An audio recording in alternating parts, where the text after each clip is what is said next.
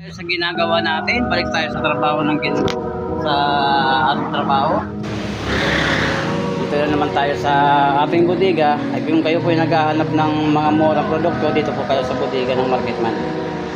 Ayan guys, simula sa sokol tayo hanggang sa grocery, ganun pa rin guys yung presyo. Sa sokol naman guys, ito guys, finished product na to guys. Ayan. Mamaya guys, basta mamaya guys, dito natin yung ginagawa natin.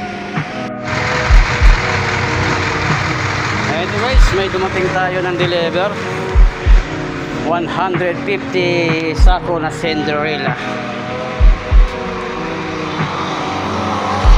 Kano ba presyo niyan? Magkano ba presyo nito? Ay, walang presyo. Ano? Walang presyo eh. Baka bala na sila nito. Siguro sa opisina nila to. Meron parang mura, mas mura-mura yata to. 1 2 nga, 1 2 lang. Dito guys, may bago guys dating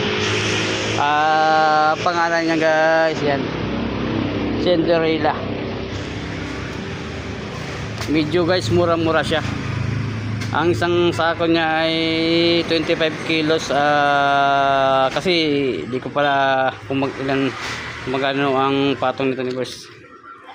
Pamahal ng pamahal guys yung presyo ng bigas.